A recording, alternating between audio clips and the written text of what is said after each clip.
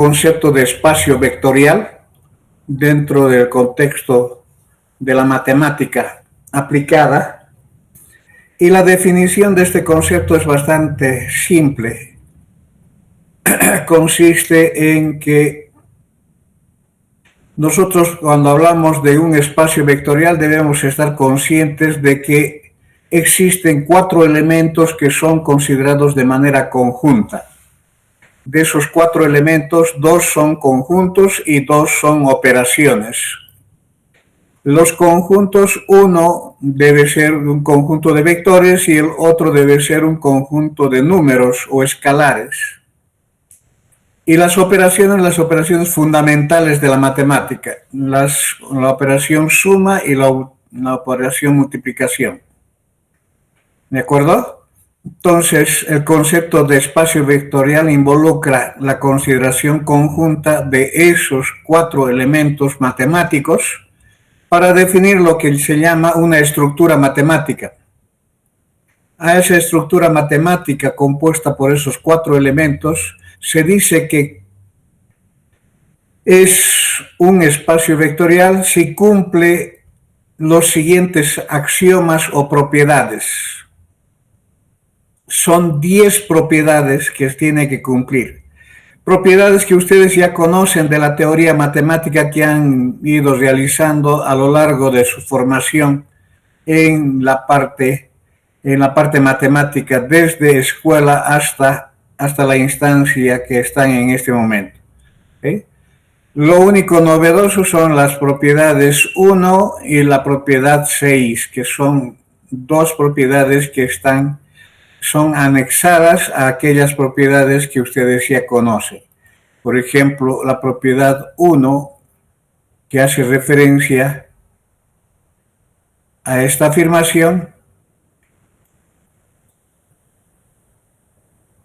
dice que si yo tengo dos elementos del conjunto B, del conjunto de vectores, los voy a representar por este símbolo, X flecha, Y flecha, está representando un vector en ese conjunto B, ¿sí? Entonces, la suma de esos 2 vectores también tiene que ser elemento de B. Esa es la primera condición, que es una condición o una propiedad de que en otros términos se refleja de que la suma debe ser cerrada en el conjunto B. O sea, no debe generar resultados que estén fuera o contemplen elementos que no están dentro del conjunto B.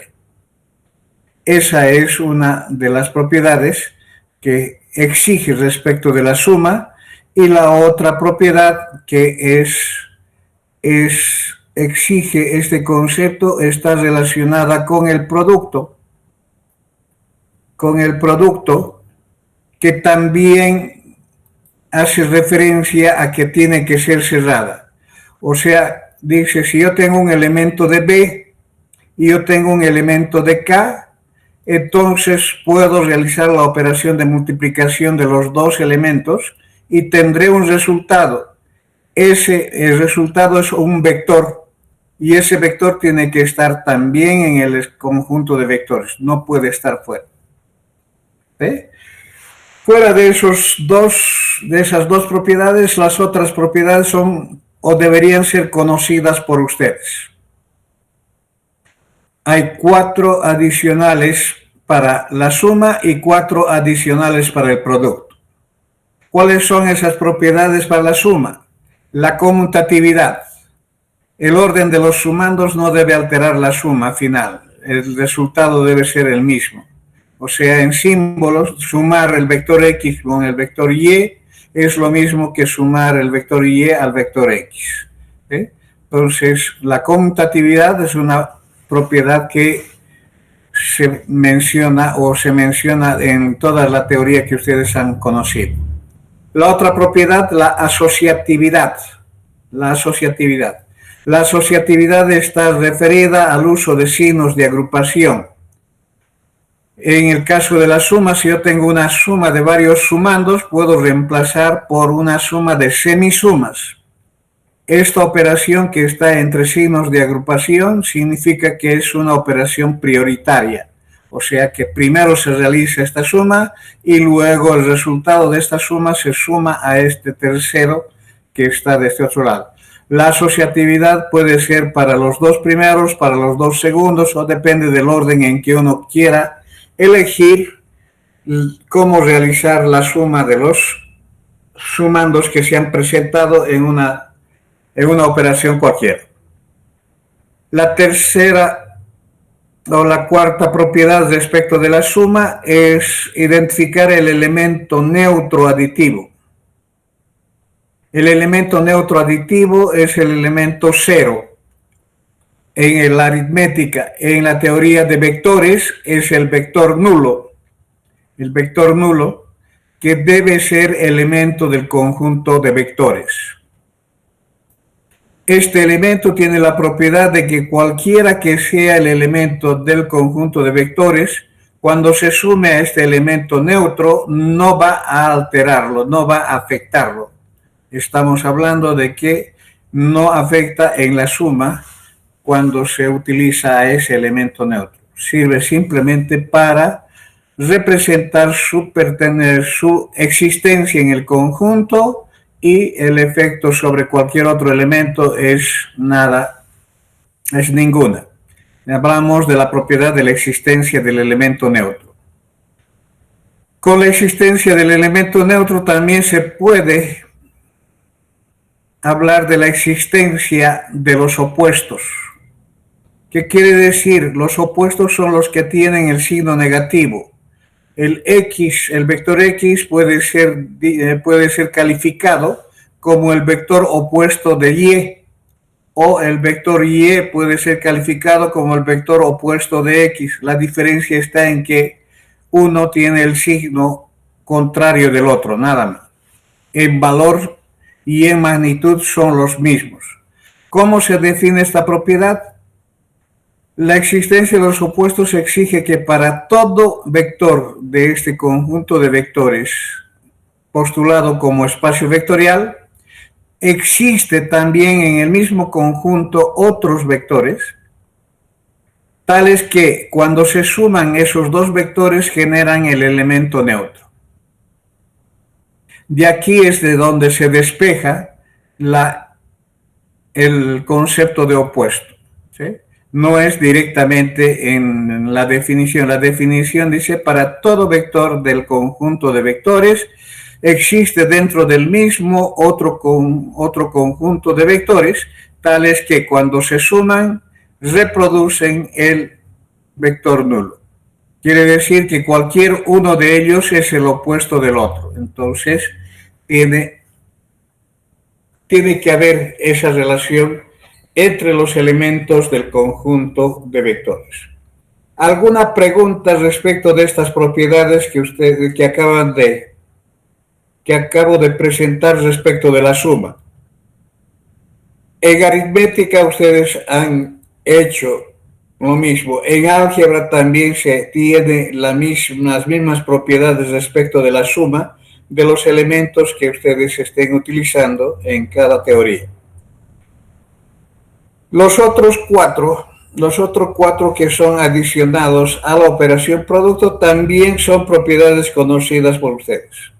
La propiedad asociativa. La propiedad asociativa quiere decir que yo puedo multiplicar dos escalares con un vector, puedo asociar esos escalares generando un solo escalar multiplicado al vector, o puedo hacer una asociatividad mixta entre un escalar y un vector y luego multiplicar por otro escalar. Eso es permitido dentro de la teoría ¿cómo se dice? De esta teoría de espacios vectoriales. Luego tenemos la otra propiedad, la propiedad distributiva. La propiedad distributiva del producto respecto de la suma. La suma puede ser en B o puede ser en K. O sea, la suma puede ser de vectores o puede ser la suma de escalares.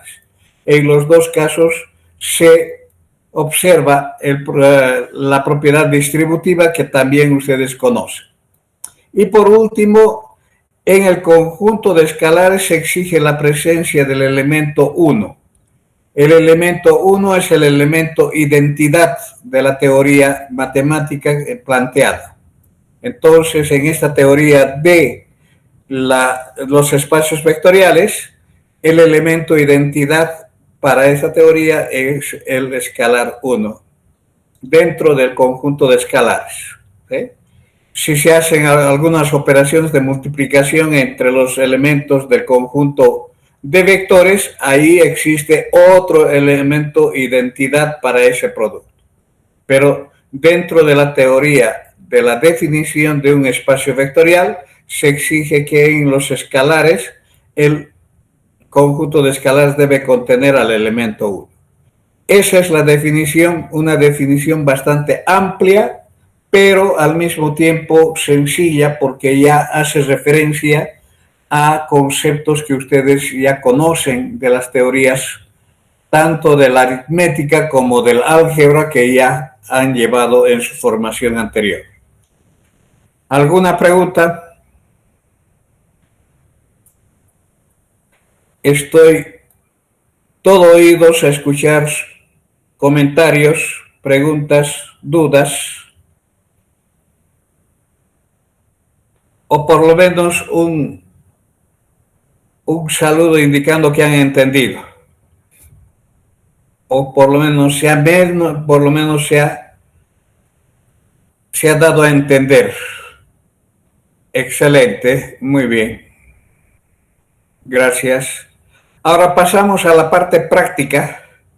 La parte práctica es poner en práctica esa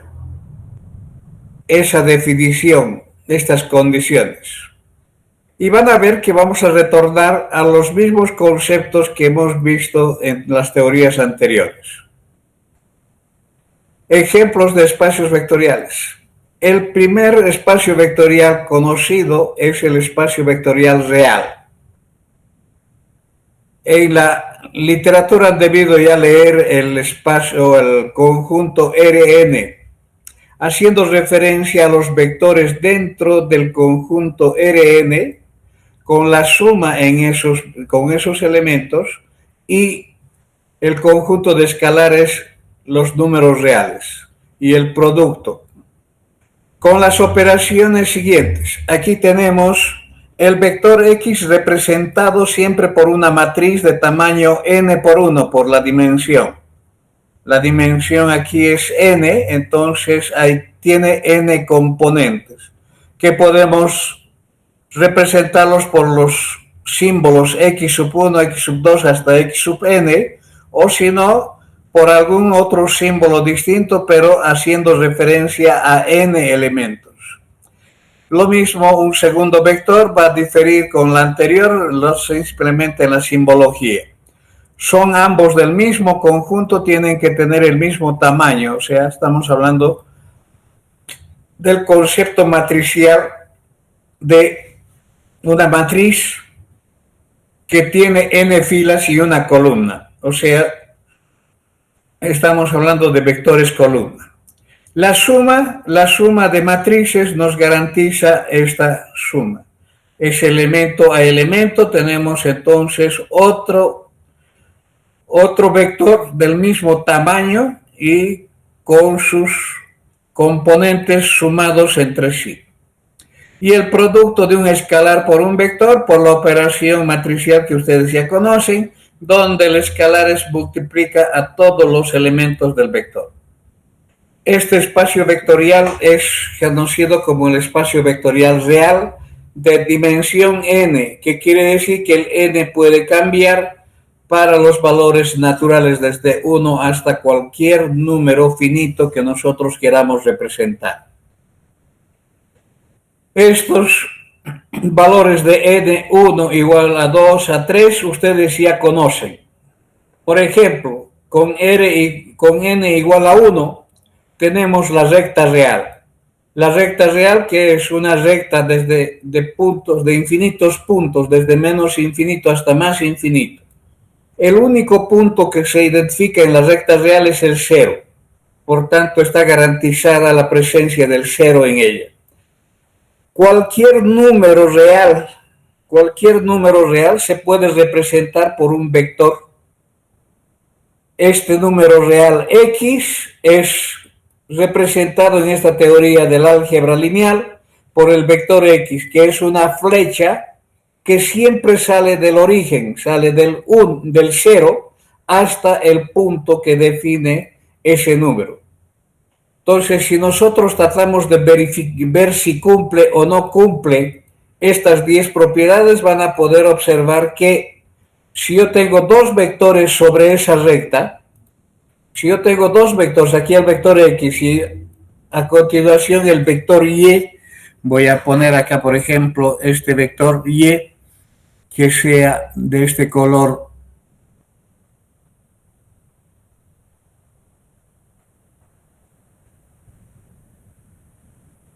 ese es el vector Y, supongamos que sea ese el vector Y. ¿Dónde está el vector X más Y? ¿Dónde está el vector X más Y? El vector X más Y va a ser ¿qué cosa? Voy a tener que trasladar el vector X a continuación del vector Y. Traslado a continuación del vector con el mismo tamaño. ¿Y dónde está la suma? La suma está desde acá. Esa es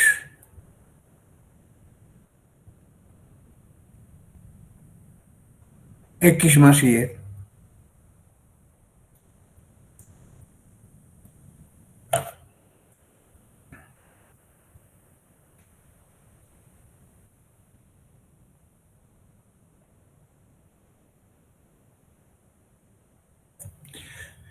¿Dónde se encuentra él?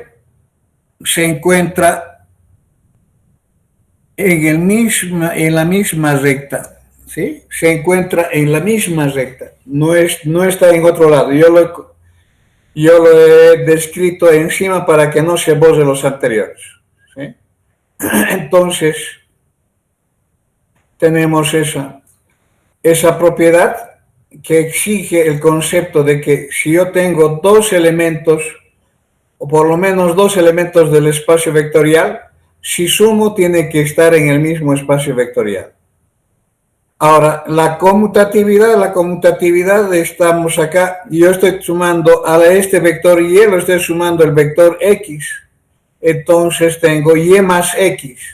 Ese Y más X es lo mismo que al vector X le sume el vector Y, que sería a continuación, y va a dar lo mismo. O sea, tenemos todas esas propiedades cubiertas por la exigencia. El cero, los opuestos están presentes. Si esto es el X, a este otro lado tengo el menos X. El menos X está aquí. Todos los opuestos están aquí. Ustedes saben de la teoría de los números. Tenemos los reales positivos, los reales negativos. Entonces, está satisfecho. Cuando n es igual a 2, tenemos el r cuadrado. El r cuadrado resulta de hacer el producto del conjunto de los números reales por el conjunto de los números reales.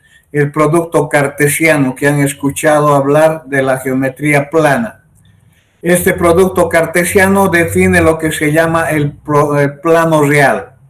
El plano real no es más que estos dos ejes que son ortogonales, uno representando a uno de las rectas reales y el otro representando a la otra recta real. En este plano real, ¿qué es lo que nosotros tenemos? Todo el plano real está formado por infinitos puntos que pueden ser identificados por la referencia que generan estos dos ejes. Entonces, aquí yo tengo un punto particular, punto P. Ese punto P puede ser identificado por proyección ortogonal respecto de esta referencia de ejes. Proyección ortogonal quiere decir perpendicular, proyectando perpendicularmente a este eje y proyectando perpendicularmente a este otro eje, tengo los números x1 y los números x2 en forma de números, lo que da las coordenadas del punto P. ¿Sí? Ahora, ¿qué vamos a hacer? Esas coordenadas ustedes han visto en álgebra 1 o en la parte de geometría plana, el concepto de identificar cualquier punto del plano por dos números que son sus coordenadas. Nosotros vamos a introducir, ¿qué cosa? El concepto de vector. El concepto de vector de X en R2 está formado por dos componentes, el componente X1 y el componente X2. El componente X1 quiere decir que es un vector que está sobre el eje, primer eje, y el componente X2 es otro vector definido sobre el segundo eje. Entonces, estos dos vectores, cuando se sumen, van a llegar a reproducir el mismo punto, van a llegar a definir el mismo punto P que está en ese plano dado. Lo mismo que en el espacio vectorial anterior, cualquier de las propiedades mencionadas son satisfechas por todas las operaciones que se pueden realizar con los vectores en esta referencia, en este espacio vectorial llamado R2, donde los vectores son siempre flechas que salen del origen, siempre del origen. ¿Sí? Si hay alguna flecha que está representada fuera del origen, para la teoría del cálculo que se va a realizar, ese vector tiene que ser trasladado con la misma dirección, con el mismo sentido como una que sale desde el origen. Siempre vamos a representar flechas que salen desde el origen. ¿De acuerdo? Ese es para R2. ¿Qué ocurre para R3? Para R3 tenemos ahora tres rectas. El producto de tres rectas cartesianas. Producto cartesiano de tres rectas reales, generando entonces este sistema de coordenadas. Que son coordenadas rectangulares. Quiere decir, tiene la propiedad de tener una relación perpendicular entre los tres ejes, tomados de dos en dos, 90 grados la inclinación de uno con la otra. Cualquier vector siempre va a ser una flecha que sale del origen hasta cualquier punto. Este espacio vectorial se conoce como el espacio vectorial de dimensión 3. Estamos hablando del volumen. ¿Sí? El volumen, un volumen de referencia que uno quiera hacer. Si yo quiero obtener aquí una esfera real, entonces al centro están los ejes distribuidos y tengo toda la esfera real en ella. Cualquier punto de esa esfera real, ya sea en la superficie, ya sea en la parte central, en cualquier lugar, va a ser representado por un vector. Y un vector en este sistema siempre va a tener tres componentes. Las tres componentes son elementos de los ejes. Hay dos sistemas de ejes que se pueden utilizar. Esta con la profundidad hacia cada uno de nosotros, donde indica el primer eje y este el segundo eje y este el tercer eje. Siempre el vertical es el tercer eje. La disputa entre cuál de los dos es el primer eje. Si nosotros consideramos esto como primer eje, entonces estamos con el sistema de la mano derecha. El sistema de la mano derecha, que significa este sentido, cuando tenemos la palma con el pulgar hacia arriba de la mano derecha, cuando tenemos el pulgar de la mano derecha hacia arriba y la palma extendida, eso representaría el primer eje. Cuando cierro la palma, estoy identificando el segundo eje. Al cerrar la palma, estoy haciendo este movimiento, por consiguiente, estoy identificando el segundo eje. Hecho que no realizo con la mano izquierda. Si yo hago la mano izquierda con el pulgar hacia arriba, y si yo defino la palma extendida como primer eje, estaría en esta situación. Y si cierro, la operación que se hace es en este sentido, por tanto el segundo eje estaría acá. ¿Sí? Entonces, por eso que estos sistemas se conocen como el sistema de la mano derecha, y cuando es este primero y este segundo y este tercero, es el de la mano izquierda. Vamos a utilizar este sistema de la mano derecha, no porque somos de la derecha o no tenemos nada que ver con la izquierda, nada que ver. Es la simbología americana, hace uso de este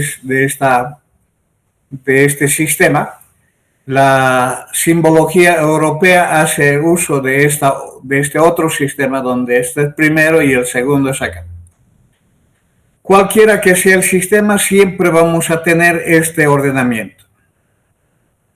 Los vectores que están sobre el primer eje siempre van a tener tres componentes. El primer componente indicando el elemento, por ejemplo, este punto. Este punto sería, si es esta distancia x1, entonces sería x1, 0, 0. Estoy hablando de esta situación, de definir este punto. A ver con qué color voy a hacer. Está el verde, está el azul, está el rojo. Quiero definir este punto.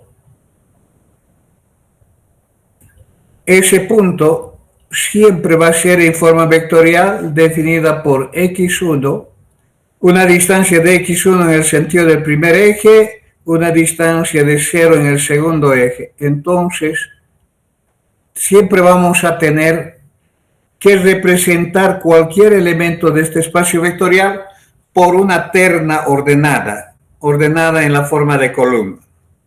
Aquí tengo este punto está sobre el tercer eje, por tanto tiene 0 en el primer eje, 0 en el segundo eje y una distancia de x3 en el tercer eje. ¿De acuerdo? Entonces, cuando nosotros estamos haciendo esa identificación, se genera trasladar estas tres distancias en forma secuencial. Es una ruta que estoy siguiendo, un camino que estoy siguiendo para llegar al vector X. Estoy haciendo, desde el inicio me traslado una distancia x1 en el sentido del primer eje. Debo trasladarme una distancia x2 en el sentido del segundo eje. Debo trasladarme esta distancia en ese sentido. ¿Cómo hago para trasladar este vector a continuación de este punto? Hago uso de las proyecciones ortogonales. Trazo una paralela al segundo eje que sale de este punto, una paralela. Trazo una paralela que sale de este punto al primer eje. Entonces, de esa manera estoy trasladando este vector a continuación de este punto. ¿De acuerdo? He llegado entonces haciendo la trayectoria desde el 0 hasta x1 y luego en x2 he llegado hasta este punto, y este punto es este eje que está acá. ¿Sí? Entonces el vector que sale de aquí hasta este punto tiene estas coordenadas, tiene esos componentes. Bien, ahora necesito trasladarme una distancia de x3 en el sentido del tercer eje. Quiero trasladar este vector a continuación de este punto. ¿Qué es lo que voy a hacer? Igual que en el caso anterior. voy a trasladar una paralela al primer eje a partir de este punto. Una paralela al tercer eje a partir de este punto. ¿Sí? Entonces tengo la intersección, tengo trasladado este vector a estas. Ahora voy a trasladar este vector a este. ¿Qué voy a hacer? Una paralela aquí y otra paralela acá. Tengo definido el vector o el punto que define esa región. ¿Ok? O puedo trasladar este mismo vector de esta otra manera. Traslado a de este punto una paralela al tercer eje, una paralela al segundo eje, identifico este punto. Una vez identificado este punto, trazo una paralela al primer eje, corto este y tengo el mismo valor. Lo que genera, para poder identificar el vector X que está en azul, el vector en azul es el vector X. Para poder identificar se genera una cajita de fósforo, una cajita rectangular, y siempre la flecha que sale del origen hasta el vértice genera el vector que se está definiendo. ¿Ok? Aquí es un ejemplo numérico del vector menos 2, 3, 4. Estoy acá con menos 2, 3 y 4. Voy a hacer ese traslado. Voy menos 2 en este sentido. Traslado acá paralela, traslado paralela. Y voy a intersectar, estoy en este punto. 4 en altura, voy a trazar aquí una paralela. Trazo una paralela al primer eje, paralela al segundo eje y estoy en el... Y este es el punto. Este es el vector que sale desde aquí hasta acá. Es menos 2, 3, 4. Esa es la forma de describir vectores en este sistema de 3 ejes con la herramienta de utilizar proyecciones ortogonales. O sea, trazando paralelas a los ejes. ¿Alguna pregunta? Tienen que, ustedes que están haciendo ingeniería química van a llevar instalaciones de tubos o cañerías y en esas instalaciones tienen que saber leer gráficos que van a estar construidos en ¿cómo se llama? En 3 dimensiones. Y tienen que tener una buena visión para poder identificar los elementos que están en cada instalación. ¿Preguntas? ¿Todo ok?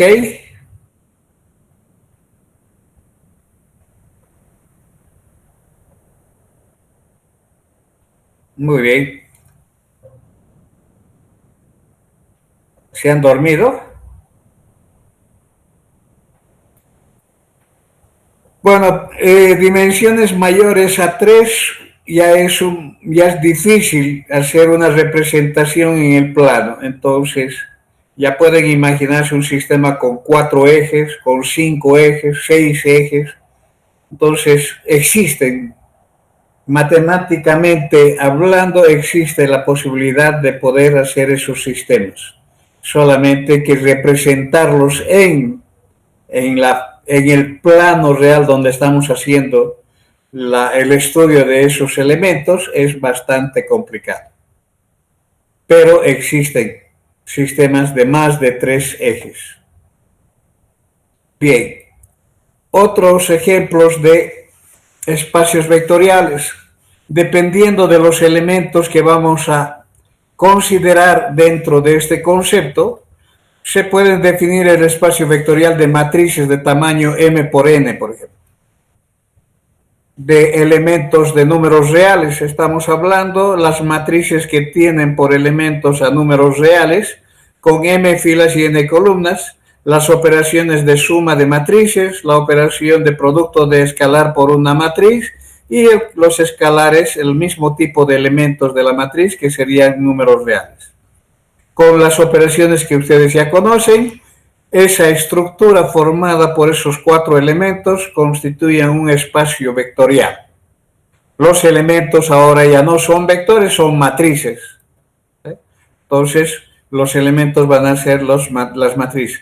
Existe la matriz nula, existe la matriz, las matrices opuestas, existe la suma de matrices, es asociativa, es conmutativa, existe el producto de un escalar por una matriz. Todas las definiciones que ustedes conocen de matrices coinciden con las exigencias de la estructura que está formada por estos 4 elementos. Otros elementos que también ustedes saben utilizar, los polinomios de grado n con coeficientes de números reales. Estamos hablando de considerar como elementos de análisis los polinomios de grado n. Sus coeficientes son números reales, las operaciones de polinomios de suma y producto por un número real. Si nosotros definimos un polinomio de grado n de esta manera, a sub n x elevado a la n más a sub n menos 1 por x a la n menos 1 más a sub 1 por x más a sub 0, con a sub n distinto de 0 para que sea polinomio de grado n, los otros no tienen ninguna exigencia de existencia, solamente esta tiene que ser distinto de 0 para que sea polinomio de grado n. Lo mismo, un polinomio q del mismo grado significa que este coeficiente tiene que ser distinto de 0 y tiene la misma estructura.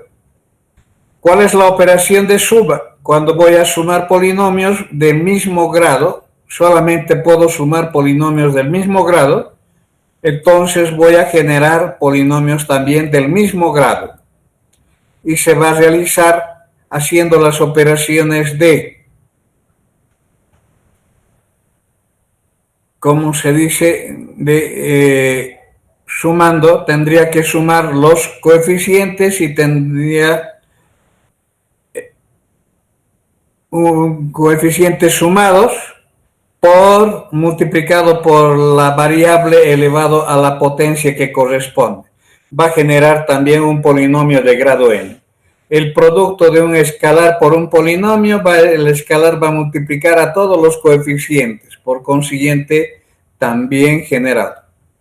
Ahora, un polinomio se puede expresar en su forma matricial.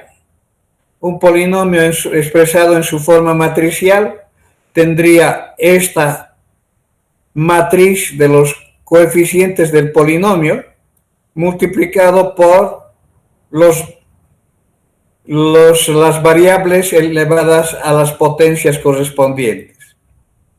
Aquí estamos de grado n con el de grado n y así. Si hago la transpuesta y hago la multiplicación, tendría entonces un polinomio de grado n. Como este vector nunca va a cambiar, el único que va a cambiar va a ser este polinomio que está formado por este vector que está formado por los coeficientes. Entonces cualquier polinomio es identificado de manera unívoca por un vector de tamaño n más 1 por 1. De tamaño n más 1 por 1. O sea, es suficiente identificar los coeficientes del polinomio y tenemos identificado el polinomio de manera concreta. Por tanto, las operaciones con polinomios es la misma operaciones con vectores. Estoy trasladando la teoría de polinomios a la teoría vectorial a través de su representación vectorial. Lo mismo ocurre con espacio vectorial de funciones continuas en el intervalo 0,1. con las operaciones de suma de funciones y producto de un escalar por una función que ustedes conocen. Entonces, cuando se habla de espacios vectoriales, estamos hablando de formar como se puede decir, una referencia de un sistema de referencia en el que se va a estudiar los elementos que se quieran estudiar, sean funciones, sean polinomios, sean matrices, sean puntos o cualquier otro elemento que tenga. A eso se refiere el concepto de espacio vectorial, a un sistema de referencia, donde se define el elemento de trabajo. El elemento de trabajo puede ser funciones, puede ser polinomios, matrices o cualquier otro elemento que nosotros queramos aplicar a través de esta teoría al campo que uno quiera utilizar como álgebra o matemáticas. Muy bien, ese es el concepto de espacio vectorial y sus ejemplos. ¿Alguien tiene alguna pregunta, alguna duda?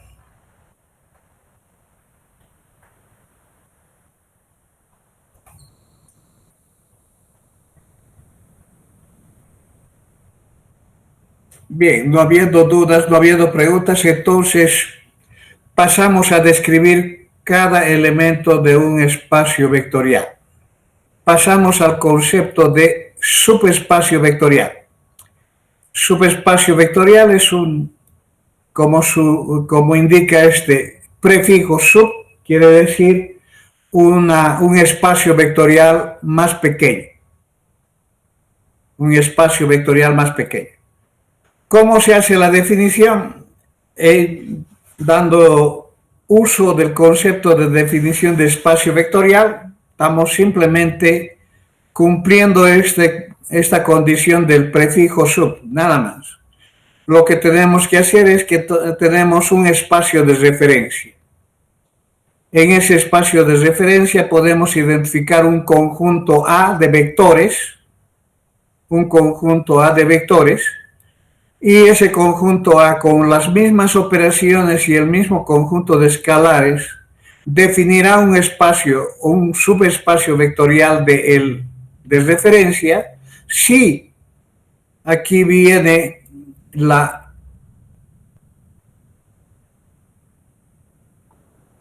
por sí misma es un espacio vectorial. ¿Qué quiere decir? Que este conjunto A debe cumplir todas las condiciones impuestas en la definición, o sea, las 10 condiciones. Si yo tengo dos elementos de A, la suma tiene que estar en A. Si yo tengo un elemento de A, multiplico por un escalar, el producto tiene que estar en A. Luego los elementos que están en A deben cumplir con las propiedades de la suma de conmutatividad, asociatividad, existencia del neutro, existencia de los opuestos. En términos del producto debe cumplir con la propiedad de asociatividad, la distributividad y el elemento identidad en K. Entonces, estamos hablando de que solamente necesitamos verificar que A sea subconjunto o igual a B para tener este denominativo de subespacio vectorial. Muy bien.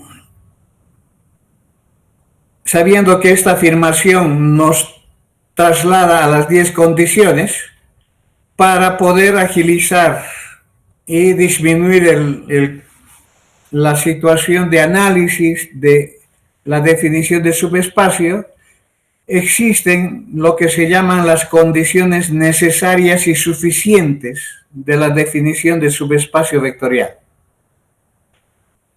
abreviado por las iniciales de condiciones necesarias y suficientes. No quiere decir Caja Nacional de Salud, por favor, no es eso. Condiciones necesarias y suficientes. como indica acá, necesarias y suficientes. Estamos hablando de verificar de las 10 condiciones, 4 condiciones. En algunos libros solamente hacen mención a estas 2 porque estas ya se supone que deberían cumplir por la definición del subconjunto. ¿De acuerdo? Ya se supone que debería, pero para ser mucho más correctos son 4 y no solamente estos 4. En la primera condición exigimos de que el conjunto que está siendo postulado como subespacios debe ser un subconjunto del espacio vectorial de referencia. Luego, al ser subconjunto, como el conjunto vacío es subconjunto de cualquier conjunto, debo verificar de que al cumplir esto sea distinto del conjunto vacío.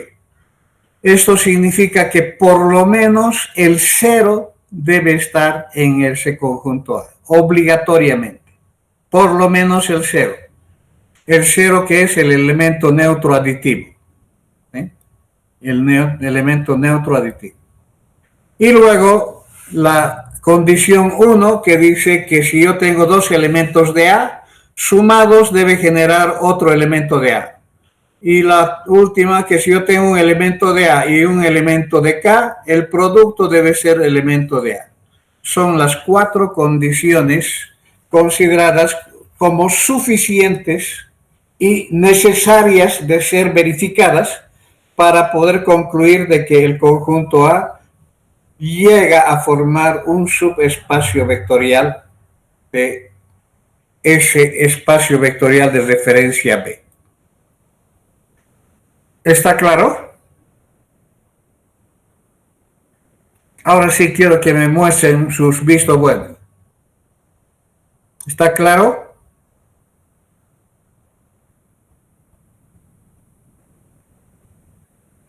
Ok, veo que están todos todavía presentes. Excelente. Entonces vamos a pasar a la parte práctica. La parte práctica quiere decir ejemplos de subespacios vectoriales. Ejemplo. Determinar si el siguiente conjunto define un subespacio vectorial de R2. Ese conjunto está definida como el conjunto de vectores X y Y de R2, tal que cumpla esta condición. El X y el Y son componentes del vector. La suma de sus componentes elevados al cuadrado debe ser igual a la diferencia de sus componentes elevado al cuadrado. Hablando de ese conjunto A. ¿Cómo hacemos para determinar si es o no un subespacio vectorial? Entonces tenemos lo siguiente.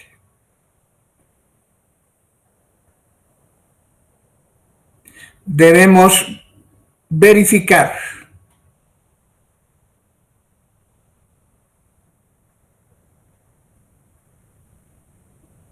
el cumplimiento de las condiciones necesarias y suficientes. ¿Sí? Debemos verificar que cumpla las 4 condiciones necesarias y suficientes de subespacio vectorial. La primera, debo verificar que esta definición identifica vectores que son de R2, pero no son todos los R2, sino existe algunos que no forman parte de ella. ¿Eso qué quiere decir? Quiere decir que es suficiente determinar un elemento de R2 que no forme parte de A. Puedo dar cualquier vector. Por ejemplo, aquí he citado el vector 3, menos 3, 1. Menos 3, 1 es un vector de R2 porque tiene 2 componentes. está en R2. Os estoy hablando de esta situación. Aquí tengo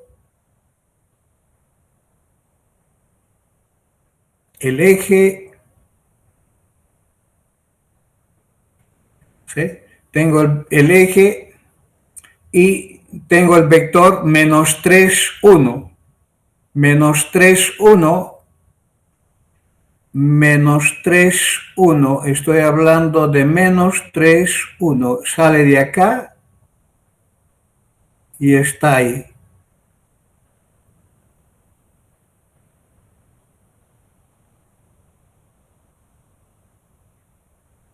Ese es el vector menos 3, 1.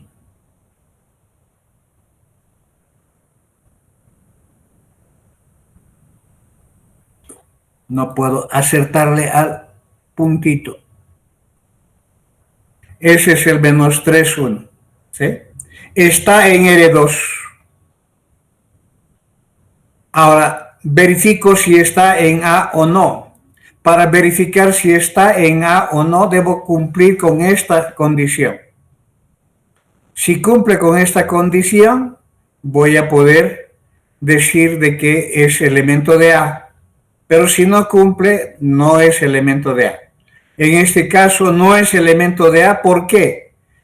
Porque menos 3 más 2 más 1 es ¿cuánto? Menos 3 más 1 es menos 2 elevado al cuadrado, es 4. Aquí menos 3 menos 1 es menos 4 elevado al cuadrado, es más 16. Y 4 no es igual a más 16, por consiguiente son distintos, por tanto no forma parte de A. Si no forma parte de A, quiere decir que A es un subconjunto de R2. ¿De acuerdo? R2 es todos estos puntos de acá, pero A no está incluyendo a este punto. No está incluyendo a este punto. Si no está incluyendo a ese punto, entonces quiere decir que es un subconjunto de R2. ¿Ok? La segunda condición define ¿qué cosa? Que debamos cumplir de que el 0 pertenece o no pertenece a. Entonces, estamos hablando de evaluar esta situación. ¿El 0 pertenece a? ¿Qué es el 0? El 0 es 0, 0. Por tanto, vamos a verificar si cumple o no cumple. Vamos a la condición 0 más 0 es 0, al cuadrado es 0. 0 menos 0 es 0, el al cuadrado es 0, cumple. Por tanto, el 0 pertenece a. Esta está satisfecho.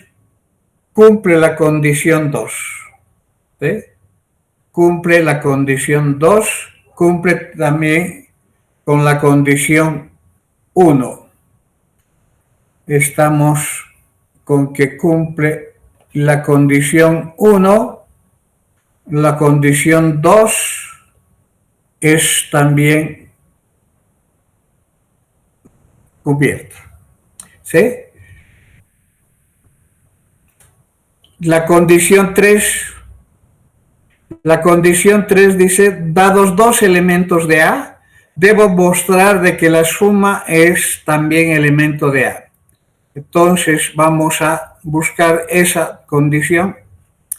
Para hacer la suma de esos vectores, los elementos que se van a considerar tienen que ser elementos genéricos.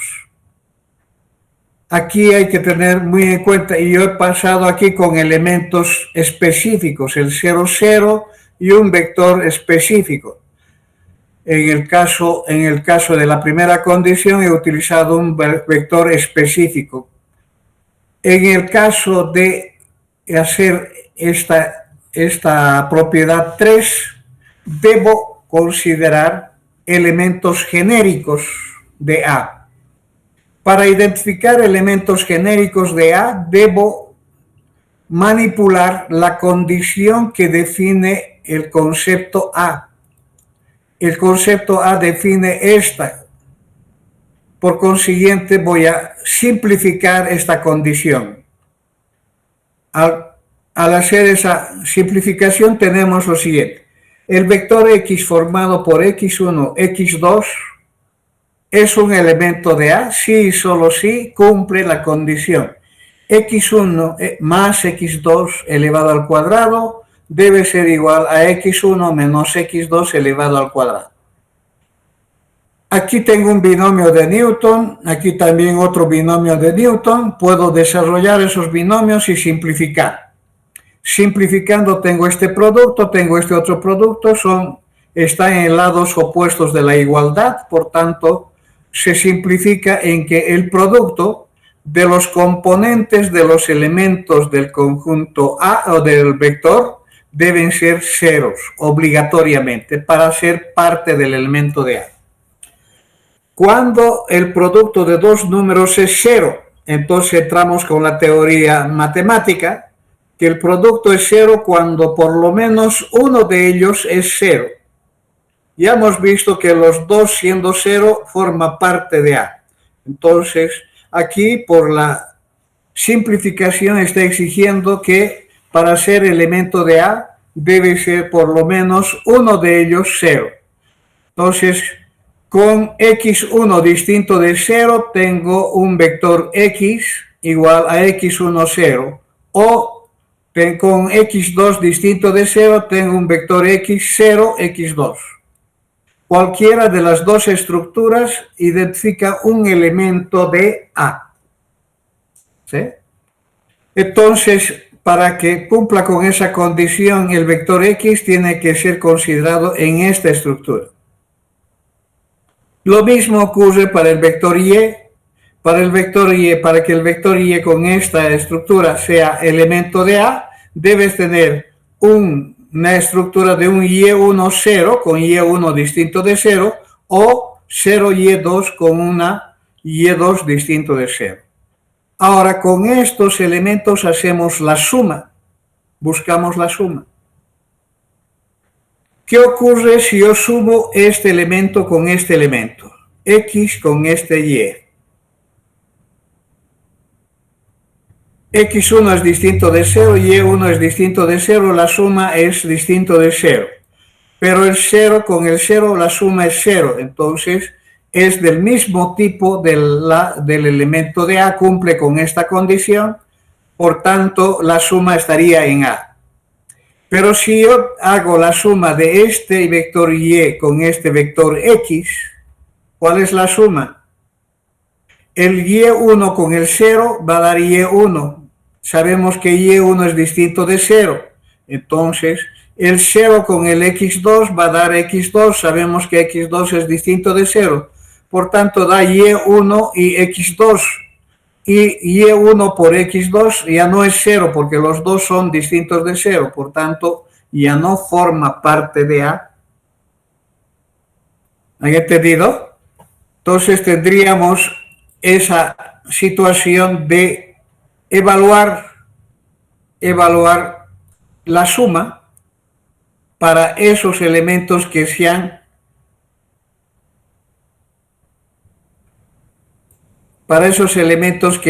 definido. Si yo sumo y hago X más Y con elementos de la misma forma, voy a generar elementos de A.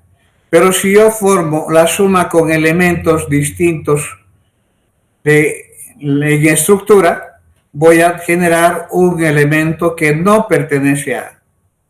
Por tanto, como no cumple para todas las condiciones, entonces la condición 3 no es satisfecha. ¿Sí? No cumple la condición 3. Por tanto, podemos concluir que no define un subespacio vectorial. ¿Qué es lo que ha ocurrido? Aquí está el espacio vectorial R2. Los elementos de esta estructura X1, 0 son los elementos que están aquí, sobre el eje. Los elementos que están con la estructura Y2, 0. No, esto está... Aquí tendría... Estoy con el X1, Y1, este vector. Este vector es este vector. Este vector es este vector. La suma está sobre el mismo. Este es un elemento de A. Luego estoy con este vector X1, Y1 y estoy con el vector 0Y2. 0Y2 es este vector. Si yo sumo, estoy con este vector que es X1, Y2. Y no está en A. A es solamente los vectores que están sobre los ejes. Los vectores que están sobre los ejes. Ese es un ejemplo de un ejercicio haciendo referencia a subespacios vectoriales. ¿Alguna pregunta?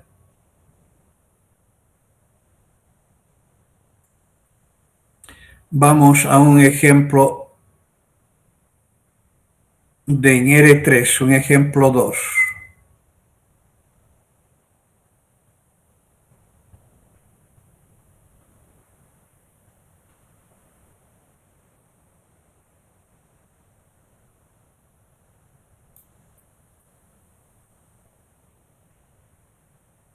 Ahora tenemos una definición de un conjunto B. Un conjunto B formado por sus componentes A, B, C de R3 y tal que el doble del primer componente más el segundo componente debe ser igual a 0. Esa es la definición y quiero determinar si define o no un subespacio de R3. Bien, las operaciones que se pueden realizar para resolver este problema es trabajar con la condición para poder definir alguna, pero siempre vamos a ir a verificar las condiciones necesarias y suficientes de la definición. Primero, determinar si B es un subespacio de R3. Para eso les había dicho, buscamos un elemento genérico cualquiera. Para X, en el caso, por ejemplo, he mencionado 1, 2, 3, pudo haber sido cualquier otro valor de 3 números. Si es un vector de R3, tiene que tener 3 componentes, por consiguiente, este es un vector de R3. Pero cuando reemplazo en la definición, el doble de 1 más 2 debe ser 0. El doble de A más B debe ser 0. No es 0, es 4, es distinto de 0. Por tanto, esto al ser de elemento de R3 y no estar en B, hace con que B es un subconjunto de R3. Garantiza esa afirmación. El 0 el 0 está formado por los 3 elementos 0, por 3 componentes 0. Por tanto, 2 por 0 más 0 es 0. Por tanto, el 0 es parte del conjunto B y puedo concluir de que B es distinto del conjunto vacío. Ahora la tercera condición. La tercera condición establece que yo debo sumar 2 elementos de B y verificar si la suma está en B. Para hacer esta tercera condición yo necesito elementos genéricos de B. Esos elementos genéricos de B se calculan a través de la condición que define el enunciado inicial. De esta condición puedo despejar, por ejemplo, B para evitar, o pude haber despejado A, cualquiera de los dos. Pero si yo iba a despejar A, tendría una fracción, estaría entrando con quebrados. Pero si yo tengo acá B, que puede ser despejada fácilmente en forma entera, entonces se concluye de que B, esta condición exige de que el segundo componente sea obligatoriamente a menos el doble del primero. ¿Sí? B representa el segundo componente. Entonces tenemos la misma formulación del conjunto B expresado en términos de un elemento genérico. Tengo definido el primer componente, el segundo componente que debe cumplir la condición y el tercer componente que no entra en ninguna condición debe existir. Por tanto, depende solamente de dos símbolos, el A y el C. Para todo A y C real define todos los elementos que están dentro de este conjunto. Entonces, cuando yo tengo que buscar estos dos elementos, voy a buscar dos elementos con esta estructura genérica. Y voy a sumar. Y voy a hacer la suma y verificar si cumple esta estructura genérica, la estructura de esta. Entonces, para eso pasamos a resolver las otras dos condiciones.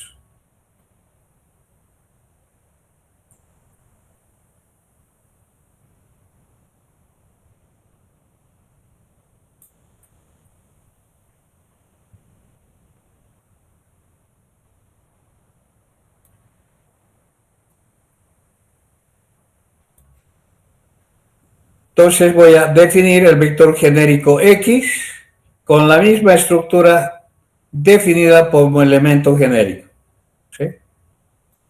Voy a decir que X sea X1 menos el doble de X1 y X3. Voy a decir Y1 menos el doble de Y1 y Y3. Tiene la misma estructura del vector genérico que identifica los elementos del conjunto B. Ahora hacemos la suma. La suma es componente a componente, tenemos eso. Hago las operaciones necesarias para ver si cumple con la estructura. Puedo factorizar menos 2 y tengo el primer componente y segundo menos el doble del primero y el tercero cualquier. Es un elemento de B. Por tanto, sumados los elementos de B, tengo otro elemento de B.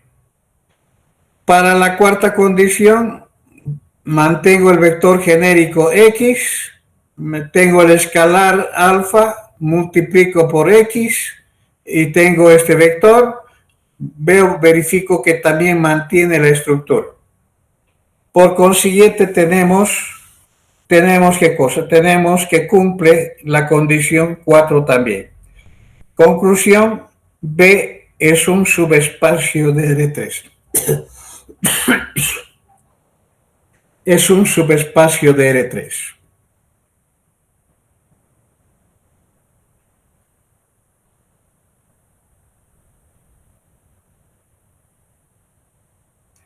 ¿De acuerdo?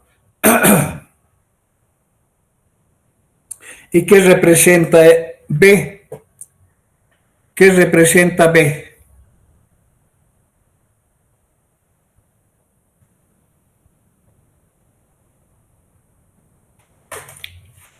Para ver lo que representa B tenemos lo siguiente. Tenemos que B, donde está con color negro, sabemos que B es el conjunto de los vectores A menos 2A C de R3 tal que el A y el C son reales cualesquiera. Tenemos eso. Entonces tenemos el elemento genérico A menos 2A C. Ese es el elemento genérico.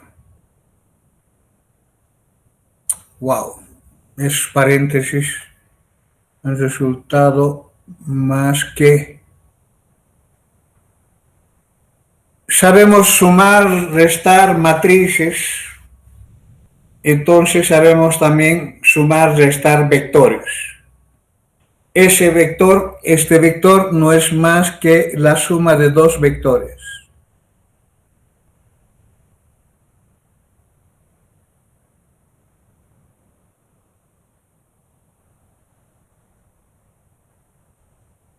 ¿Cuáles son esos dos vectores? Puedo conciliar uno de ellos todo en términos de A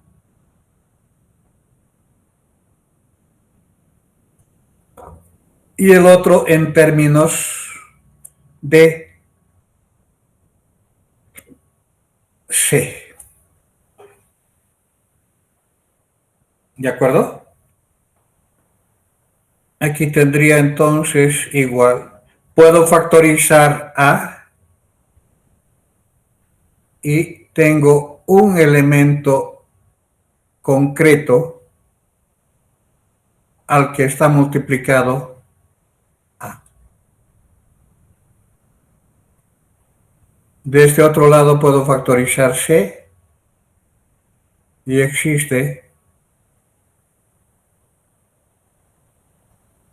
un elemento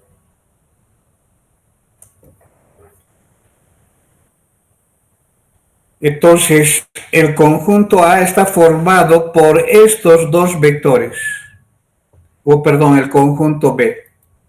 ¿Qué quiere decir esto? Si yo tengo acá el sistema,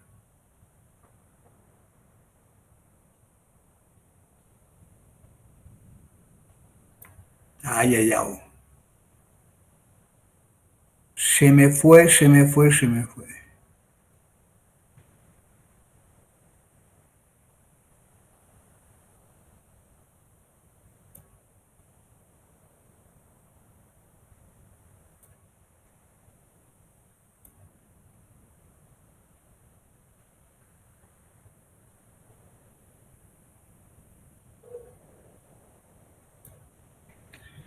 Tengo ahí el sistema.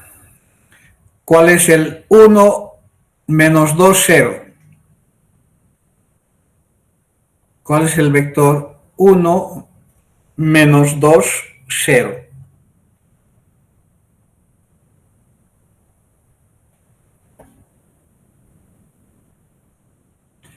Tendría menos 2, aquí sería 1, 2, paralela.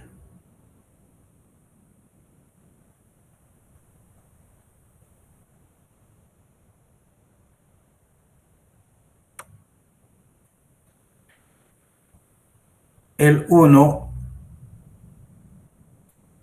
paralelo. ¿Está bien? ¿Cuál es el vector? 1 en este sentido, menos 2 en esta y 0 en la tercera. ¿Cuál es?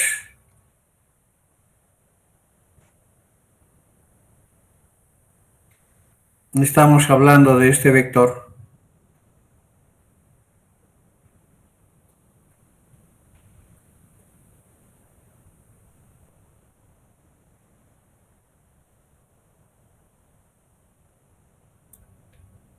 Ese es el vector menos 1 menos 2, 0.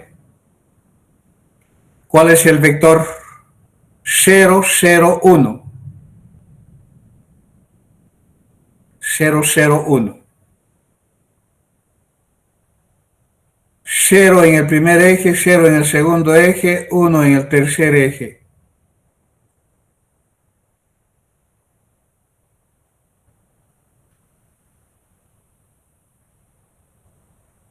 Estamos hablando de ese vector.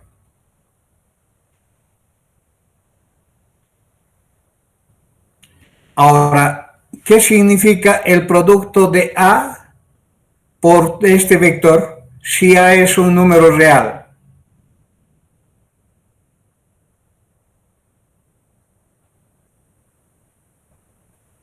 ¿Qué significa el producto de un número real por esto? Por A. Significa que yo tendría, si el número real es positivo, tendría toda esta recta. Si el número real es negativo,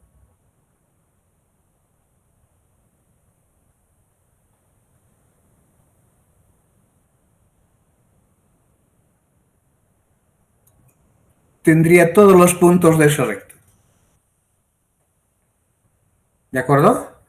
Este producto viene a ser todos los puntos de esa recta. Estaría hablando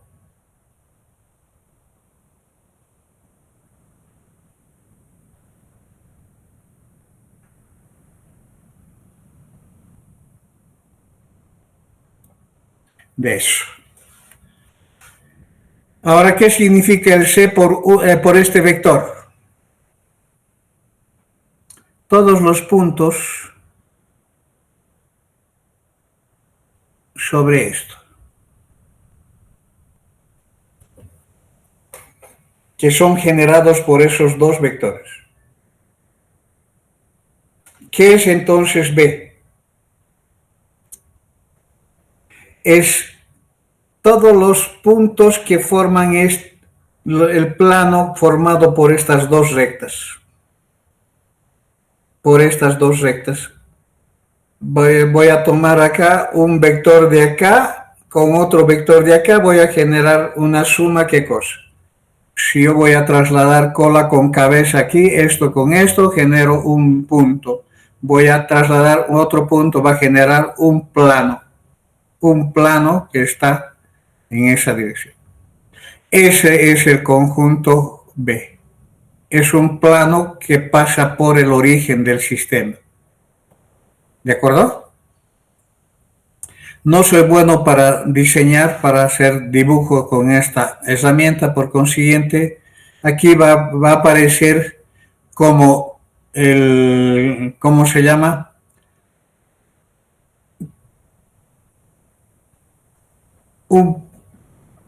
Como el abanico de las mujeres se va a extender de aquí hasta este otro lado alrededor, formando un plano aquí.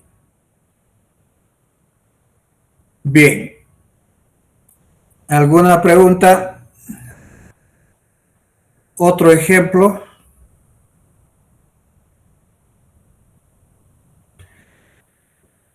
Eso es para el mismo ejemplo.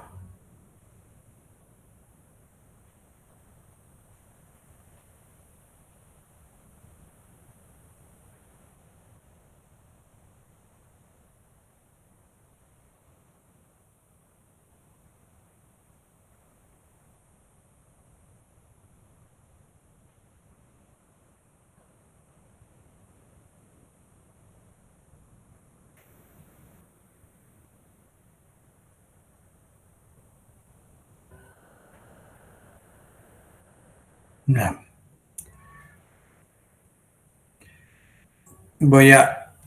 Para que ustedes verifiquen,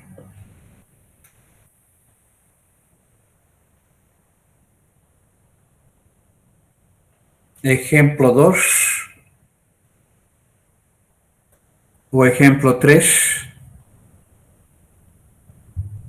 ¿Con qué color estoy?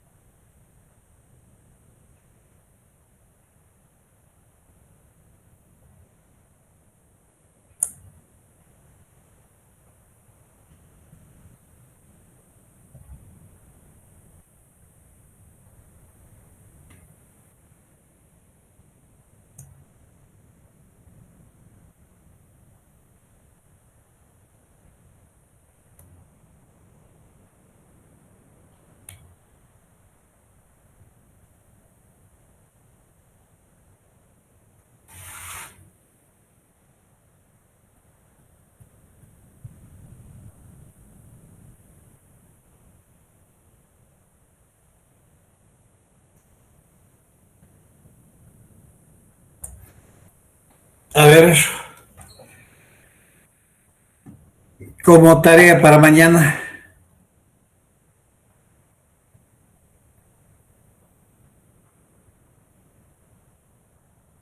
¿Han copiado? Sí. Sí, Inge. Muy bien. Entonces los espero para mañana. Mañana continuamos con la segunda parte.